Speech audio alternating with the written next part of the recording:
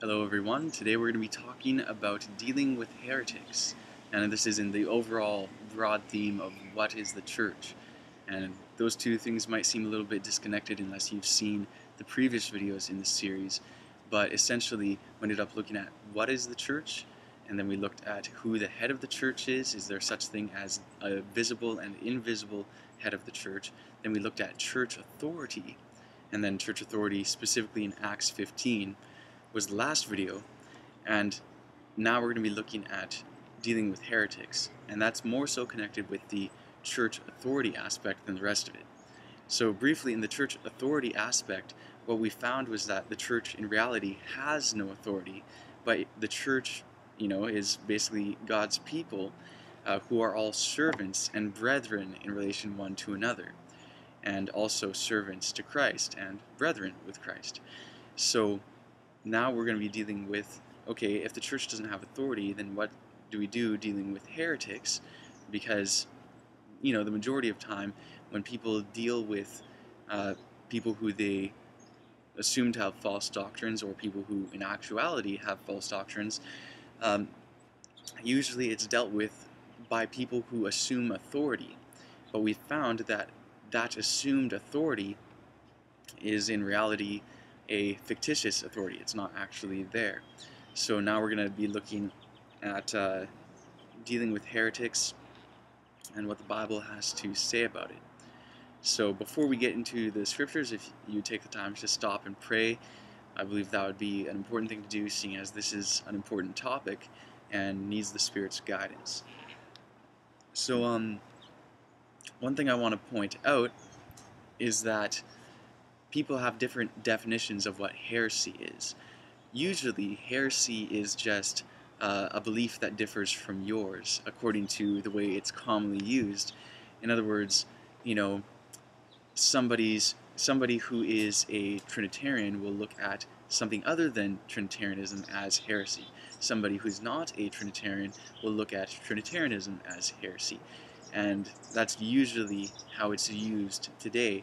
But we'll look at how it's used in the Bible and see what the differences are.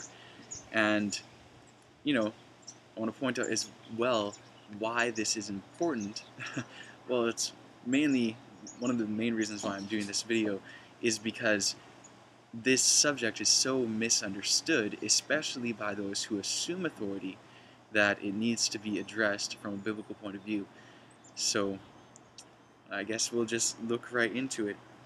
So first scripture that we're going to look at is going to be 1 Corinthians chapter 11, verse 19. And this scripture may surprise some of you, but it's there nonetheless. For there must be also heresies among you, that they which are approved may be made manifest among you. Did you get what that's saying? Here, Paul is saying there must be heresies among you that you may be approved. In other words, if there's something that is heresy among people, then those who are true will stand out, those who are true to the faith. And those who obviously aren't will end up going with whatever the different heresies are. So, but the way we look at it today is, heresies shouldn't be among us. Anyone who we consider a heretic or someone who we consider to have false doctrine, we need to separate them from ourselves as fast as possible. And often this is done by methods and means that are very, very,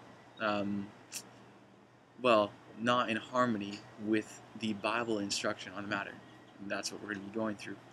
So I'll just state, what is done many times in situations where somebody with supposed authority believes that somebody else has heresy. What is done many times in that case is that the person with the supposed authority feels that it is their job and their responsibility to remove that person from the congregation, whether it's by disfellowshipment or whether it's by physically removing them under different circumstances. and or just casting out their name as evil. Um, you know, I've seen it before many times where there's just been lies spread about people, and then people have been disfellowshipped and people have been persecuted. There's people end up getting beat up or whatever, literally speaking, and going back into the dark ages more so, or still in other countries today other than North America for the most part, people who are considered to be heretics are many times even killed. And so, this is a serious issue to look into. So, anyways, that was 1 Corinthians 11:9, and it's kind of saying these things are here for a reason. Now, one thing I need to address though is the word heresy, or heresies, or heretics. Now, many times we use that for someone who believes something that we consider false. Now, in the Bible, if you look this up, if you just look up the word heresy or heresies or heretics in a Strong's Concordance, basically what you'll find is that it represents a choice or disunion or a sect, more so sectarianism. But it doesn't say anything about a belief system, a theology, a doctrine, none of that. So, as far as I'm able to see at least, anytime the Bible uses the word heresy, it's not in specific reference to false doctrines or any sort of doctrines or theologies, although belief systems, doctrines, theologies, etc. may be involved, because most sects, of course, have their particular doctrines. And, what we're going to see, though, is who in the Bible is referred to as heretics, or more accurately, sectarians. And we're going to see how this word is used. The Strong's number, by the way, for those who want to know, is G for Greek 139. So you can look that up. And so the next verse that we're going to look at is actually in Acts chapter 24.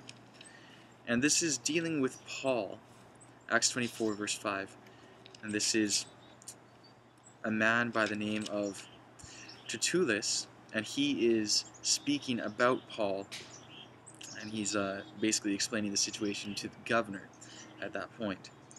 Verse 5 says, "For we have found this man, Paul, a pestilent fellow, and a mover of sedition among all the Jews throughout the world, and a ringleader of the sect of the Nazarenes."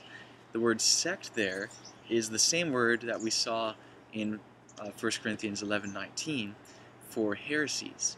So he is the ringleader of the heresy, or heretics, or sectarians, the sect of the Nazarenes. So Paul was accused of being a sectarian, or a heretic. Now, verse 14 of the same chapter says, "But this I confess unto thee," this is Paul speaking now, "that after the way which they call heresy, so worship I the God of my fathers, believing all things which are written in the law and in the prophets."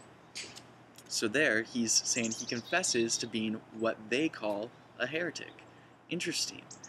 And, should we be very fast to call people heretics? Is that the attitude we should have? Next, we're going to look at Acts chapter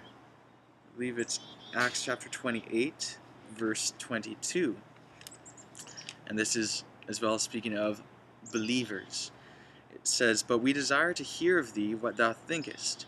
For as concerning this sect, we know that everywhere it is spoken against." The word sect there, of course, still being the same word that we're looking at. And, it says it's everywhere spoken against. So just because something is called a heresy, or because it is spoken against, does that automatically mean that it is false?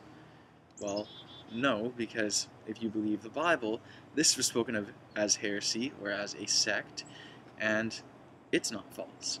So we have to be careful not to assume that something is false just because it is considered by many a heresy, or because it is spoken against.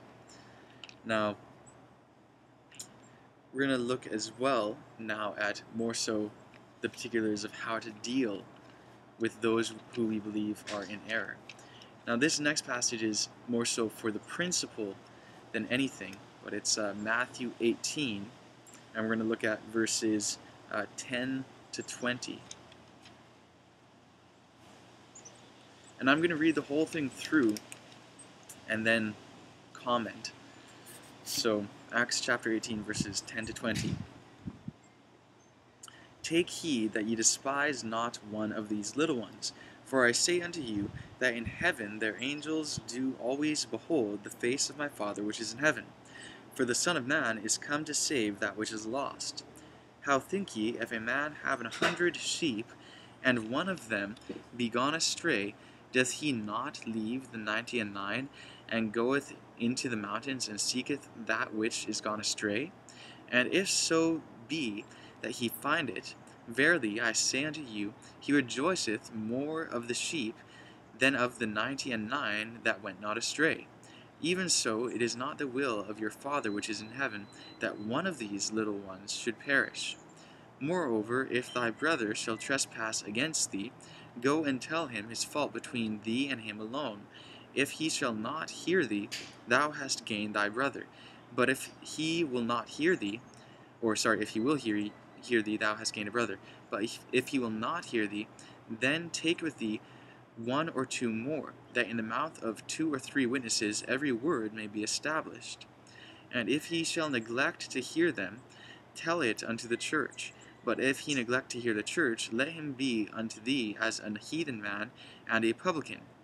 Verily I say unto you, whatsoever ye shall bind on earth shall be bound in heaven, and whatsoever ye shall loose on earth shall be loosed in heaven. Again I say unto you, that if 2 of you shall agree on earth as touching anything they shall ask, it shall be done for them by my Father which is in heaven. For where 2 or 3 are gathered together in my name, there am I in the midst of them. Alright, so that seems almost like a few subjects put together, but in reality it's talking about the same thing from different angles, or at least very connected subjects. So we noticed at first that he's talking about how, we ought to treat the little ones with kindness, and that he is sent to save that which is lost. So, aren't we to treat all people with kindness? And I know this is, seems like very, very basic things, but this is what is lost sight of when we assume authority that we do not actually have, and then try to dispose of people who we consider heretics. Many times we forget the basic principles of Christian kindness.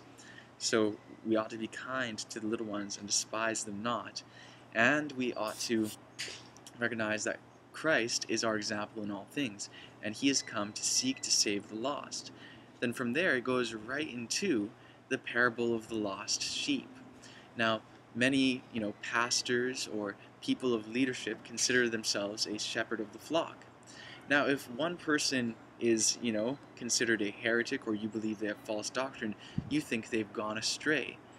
Rather than trying to cast them out and, basically kick them to the side, not even thinking about their personal perception of all this, rather than doing that, should not you be treating them as the lost sheep? Should not you be earnestly seeking after them with kindness, and when you find them, treat them gently and be trying to wean them back to the flock? And of course, first, finding out if what they believe is actually true, recognizing that you yourself may not know the truth on whatever it is, and, personally investigate it for yourself. But if you indeed do find that they are, living contrary to Scripture, continue to openly discuss it with them in a kind manner, as, Christ would to us, and as a shepherd would to his sheep. And so, it's something really to consider, because this is very, very often not the case. In fact, I've never seen this be the case. And then it is interesting how right after that, he says, going into from verse 14 to 15, I'm just going to read those 2 verses again so you can see the flow of this, the flow of thought. Even so, it is not the will of your Father which is in heaven, that one of these little ones should perish, referring to the lost sheep. Moreover, if thy brother shall trespass against thee, go and tell him his fault between thee and him alone. If he shall hear thee, thou hast gained thy brother. So on and so forth. Notice how he just says moreover and goes right into the aspect of, going by yourself, then getting 2 or 3, then taking it to the congregation. He just flows from one into the other. It's showing that we are to have that same approach and that same attitude to those who we think that are in error as Christ does to any of us as lost sheep. So, this is the thing that has really not been followed, and I can't speak as a blanket statement. Perhaps it has been followed at times, but the majority of the time, as far as I'm aware, this is not followed. So if you think somebody is a heretic, should you not go between you and him alone and try to sort out the issue on a biblical basis? And should you not be willing to open the scriptures with someone? I've for the vast majority of the time, people who believe that I'm in heresy aren't willing to open up the Bible with me. Why is that? Shouldn't we be willing to have an open and frank discussion of whatever the issues are in a spirit of Christian kindness and the spirit of unity, which we'll be looking at unity in another one of these videos within this series. But this is something that has really been neglected and ignored. But I really do plead with you, especially those who consider themselves, a form of leadership, or those who assume any type of authority in the church. I really do ask you to look at this seriously and consider how you are to deal with people who you believe are, sectarians or in a false doctrine of some sort. So, anyways, we'll move on from Matthew now, but please do consider it. The next passage we are going to look at is Galatians chapter 6, verse 1. It says, Brethren, if a man be overtaken in a fault, ye which are spiritual, restore such an one in the spirit of meekness, considering thyself, lest thou also be tempted. Notice the principle that it's giving. If you think someone's in a fault, if you believe that you're spiritually minded, then you ought to go to them in the spirit of meekness and with humility, and you have to be careful lest you be tempted to exalt yourself over them. We do need to remember as well, according to 1 Corinthians, and this is one of my favorite verses here, 1 Corinthians, if these pages will turn, 1 Corinthians chapter 8, verse 2, it says, If any man think that he knoweth anything, he knoweth nothing yet as he ought to know it. Now when we recognize that we really don't know anything, then we won't be treating people so terribly because we think that they believe something wrong. And I have to say, the vast majority of the time that I've seen it, at least, people have no clue what the other person even believes. And so, we shouldn't be acting under that mode. We should be a lot more kind. Anyways, the next place that we'll look at is Titus chapter 3, verses 10 and 11. And actually, Titus 3, in regards to how we treat people, is an excellent chapter. So please, in your own time, take the time to read the whole chapter. Verse 10 and 11, though, speaking specifically in regards to heretics or sectarians, it says, A man that is a heretic or a sectarian, after the first and second admonition, reject, knowing that he that is such is subverted and sinneth, being condemned of himself. So, how are we supposed to treat someone who is subverted and who sins and is already condemned? Aren't we supposed to be pleading with them and showing them the graces of Christ, rather than casting them out as a wicked person? Which, I didn't note it at the time, but when we were looking at Matthew 18, one of the things that it says is that if you go by yourself and the person, doesn't hear you out, if you go with 2 or 3 and they don't hear you out, and then you take it to the whole congregation, and the person who you consider to be at fault still doesn't hear you out, then it says you're supposed to consider them as a publican or sinner or a heathen. Now, how are you supposed to consider heathens? Many people take that to mean, oh, then you cast them out, and many people express bitterness towards those people. But that's not how it's supposed to be. We're supposed to treat our enemies with kindness. We're supposed to treat people who are unbelievers or heathens with a spirit of love. It's very, very simple, but yet it's missed so much of the time. So we see the same thing in Titus chapter 3. Now the last verse that we're going to look at is 2 Corinthians chapter 13, verse 1.